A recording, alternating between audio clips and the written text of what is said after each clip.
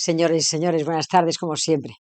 Esta es la tarde en la cual les voy a hablar de la charla número 76, que corresponde al capítulo 15 de los Hechos de los Apóstoles. Con esta charla, que es de las 72 a las 76, acabamos completamente este capítulo 15 de los Hechos. Y bueno, recordarles pues que tengo este canal, como siempre, el canal que se llama La Sagrada Escritura en Profundidad. Les doy las gracias enormemente porque ustedes ya se van añadiendo a este canal. Pueden escucharlo a través de los audios que pongo aquí y a través de Facebook y Telegram. Y si son tan amables, repito, pueden a las personas que están en los grupos, pues en lugar de pinchar en el centro, pues que pinchen en donde pone suscribirse y también que pongan el pulgar para arriba, porque es la única forma que tengo realmente para que, para que conseguir que YouTube extienda por su propia cuenta el canal, los vídeos míos. Otra cosa es que ustedes lo hagan y se lo agradezco muchísimo. Y también Facebook quiero decir, también YouTube tiene que trabajar, pero claro, así funciona. De manera que si lo recuerdo, por si son tan amables de hacerlo. Bueno, pues nosotros vamos a rezar y empezamos la charla. En el nombre del Padre, del Hijo y del Espíritu Santo. Amén. Ven, Espíritu Santo, y llena el corazón de todos los hombres. Enciende en ellos el fuego de tu amor. Envía, Señor, tu Espíritu para darnos vida nueva, y todo será recreado, y renovarás la faz de la tierra. En el nombre del Padre, del Hijo y del Espíritu Santo. Amén.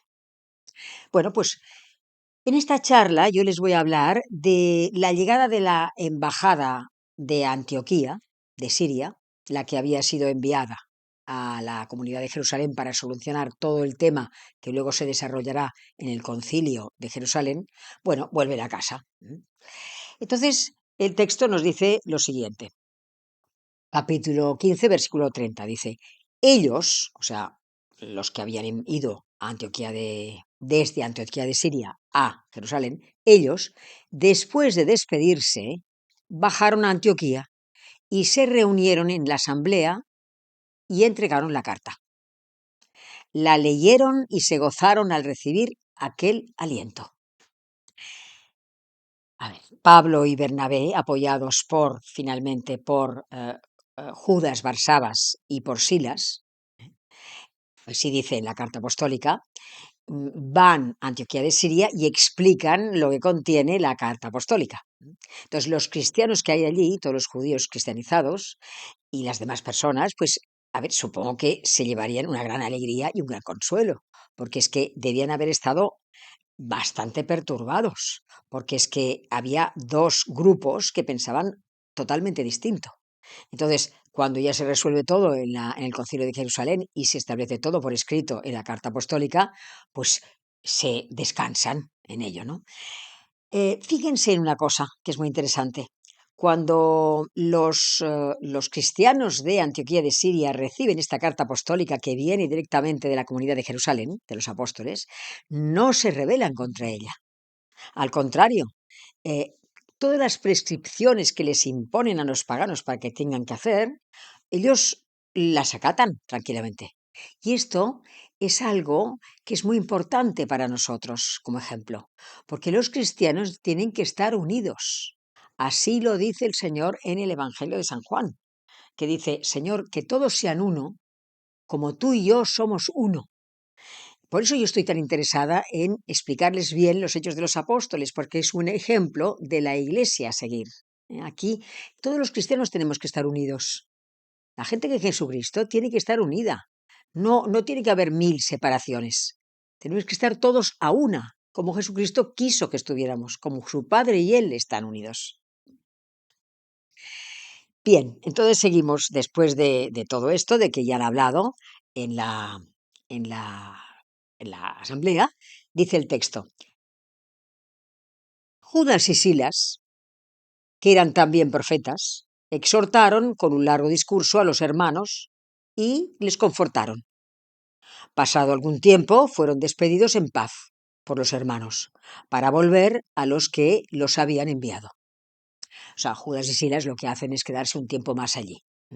Y lo que hacen es animar a la gente, porque no los conocían, o sea, animan a toda la gente a llevar una vida adecuada a lo que Dios quiere que lleven.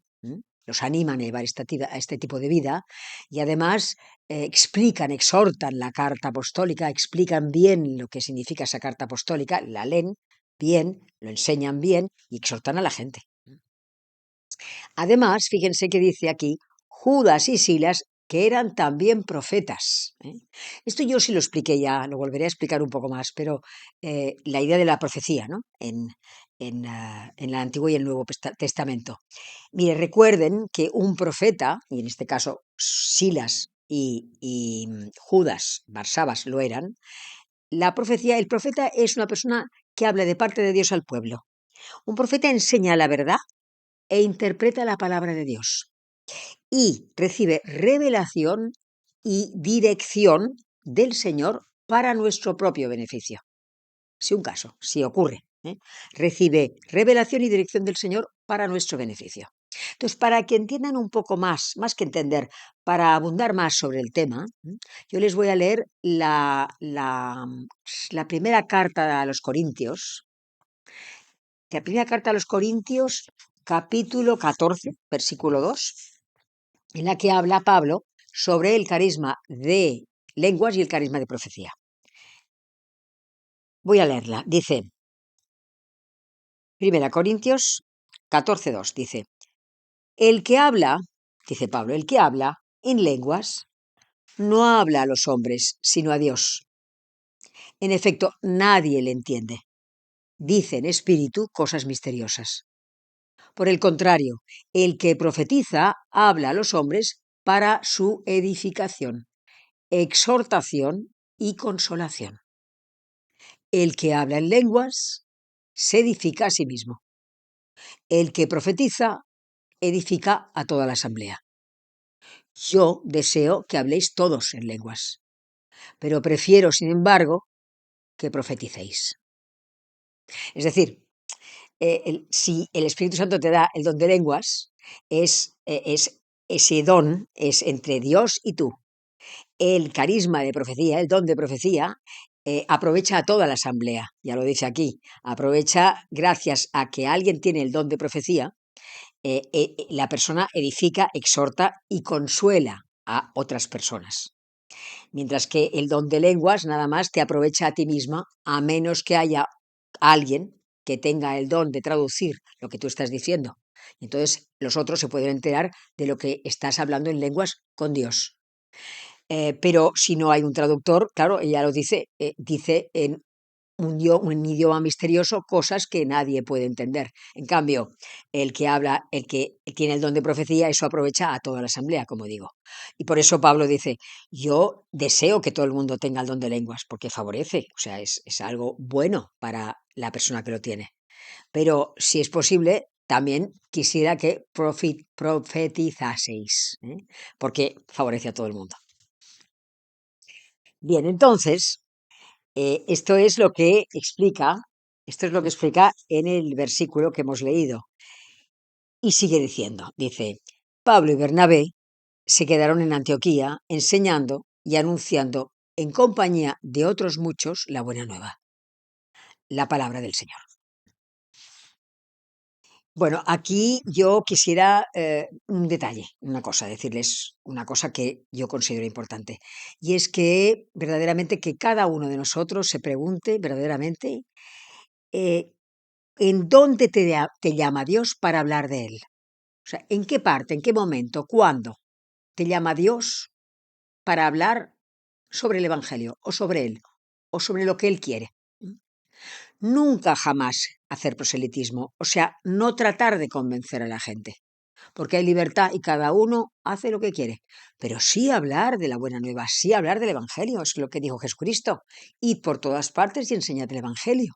Entonces, cada uno tiene en su propio lugar, en donde ha nacido, tiene que seguir lo que Jesucristo dijo que teníamos que hacer. Entonces, que cada uno se examine a sí mismo y diga, sin necesidad de obligar a nadie, porque hay libertad, sin necesidad de convencer ni de hacer proselitismo, pero sí de explicar quién es Jesucristo, dónde encontramos el momento y la manera de hablar de Jesucristo. Porque hay mucha gente que quiere escucharlo y no sabe que lo quiere escuchar, porque no lo conoce. En cambio, si nosotros nos ponemos a hablar de Jesucristo y se echan sobre nosotros, pues paramos. No hay ninguna obligación de que nadie lo siga. Nosotros extendemos el reino de Dios, hablamos de Jesucristo. Si la gente no quiere seguirlo, son libres de no seguirlo. Pero por lo menos la gente tiene que saber que existe Jesucristo, que resucitó, ascendió al cielo y nosotros resucitaremos con él en el último día. Bien, pues continuamos con el final. Dice capítulo 15, versículo 36. Dice, al cabo de algunos días, dijo Pablo a Bernabé, volvamos ya a ver cómo les va a los hermanos en todas aquellas ciudades en que anunciamos la palabra del Señor. Bernabé quería llevar también con ellos a Juan, llamado Marcos.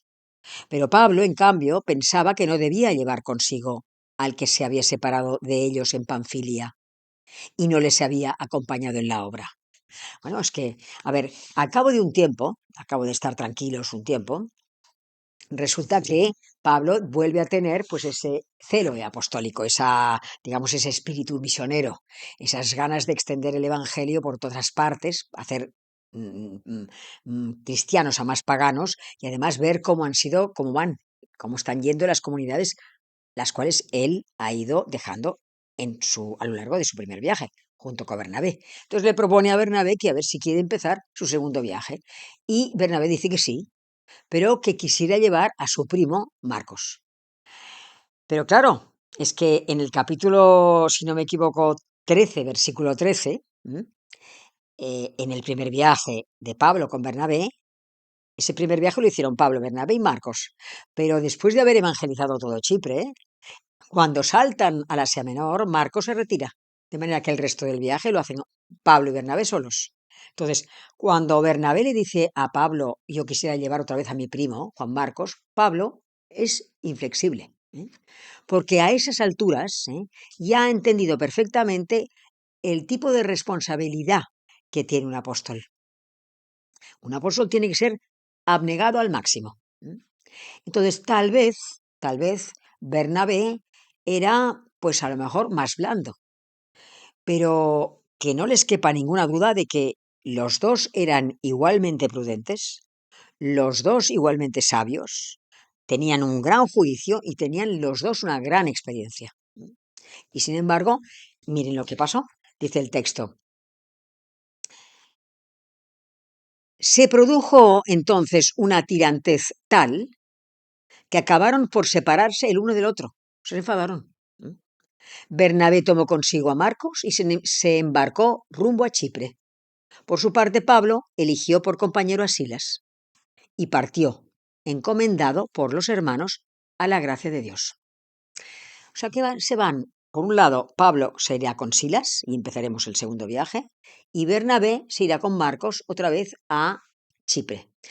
Recuerden que en el capítulo 4 de los Hechos de los Apóstoles se nos hablaba de Bernabé y se nos decía que era oriundo de Chipre, era un chipriota, levita, que tenía un campo, lo vendió y lo dio a los discípulos. Entonces, él es una hipótesis porque no sabemos, a partir de este momento no sabemos ya nada más de Bernabé, pero seguramente Bernabé bajó a Chipre con Marcos y, bueno, debía tener amigos, familia probablemente tenía y amigos seguro que tenía. O sea que, y más del primer viaje. O sea que empezó probablemente a evangelizar otra vez a la gente que ya había evangelizado y a los nuevos, y luego tal vez se atreviera con gente pagana. Pero esto es una simple hipótesis, porque es que no sabemos nada, a partir de que se separan. Ahora, tienen que tener claro una cosa, y es que el hecho de que Bernabé y Pablo se separen, no por ello hay ningún tipo de rencor entre los dos, porque Pablo habló siempre con una gran deferencia con respecto a Bernabé, siempre. Y con respecto a Marcos, recuerden que es uno de los 4 evangelistas, San Mateo, Marcos, Lucas y Juan. Marcos, gracias a Bernabé, se convirtió en un gran misionero, gracias a Bernabé y también a Pablo, porque había hecho toda la campaña, digamos, toda la conversión de Chipre, la habían llevado a cabo Marcos, Bernabé y Pablo en el primer viaje. O sea, gracias a Pablo y Bernabé, Marcos se convertirá en un misionero excelente, ¿eh? Y luego, más tarde, lo veremos como colaborador de Pablo. O sea, Pablo a lo mejor en ese momento pensó que era una persona que no era suficientemente madura para llevarlo con él en este segundo viaje, pero luego se valdrá de él. Y para justificar lo que digo, voy a leerles la segunda carta a Timoteo, capítulo 4, versículo 9 y versículo 11, que dicen lo siguiente. Dicen,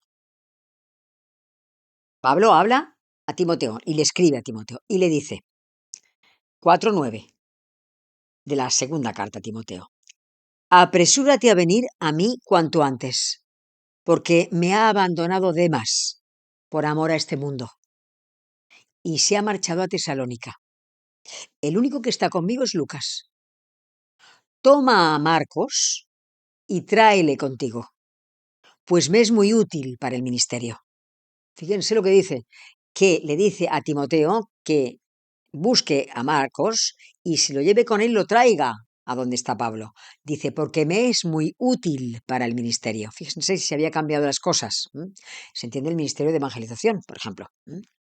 Y en otra carta, la carta a los Colosenses, capítulo 4, versículo 10, en esta carta, Pablo se despide de la siguiente manera. Dice, os saludan Aristarco, mi compañero de cautiverio, y Marcos, primo de Bernabé, acerca del cual recibisteis ya instrucciones. Si va a vosotros, dadle buena acogida. Bien, pues esto es lo que quería explicarles con respecto a lo que quedaba con respecto al versículo, el capítulo 15. Y ahora sí que verdaderamente en la charla siguiente empezaremos, pues, lo que dice aquí, en Licaonia. Pablo toma por compañero a Timoteo. Empieza ya el segundo viaje. Rezamos a la Santísima Virgen y lo dejamos para la semana que viene. En el nombre del Padre, del Hijo y del Espíritu Santo. Amén. Dios te salve María, llena de gracia, el Señor es contigo. Bendita eres entre todas las mujeres y bendito es el fruto de tu vientre, Jesús. Santa María, Madre de Dios, ruega por nosotros pecadores ahora y en la hora de nuestra muerte. Amén. En el nombre del Padre, del Hijo y del Espíritu Santo. Hasta la semana que viene, si Dios quiere.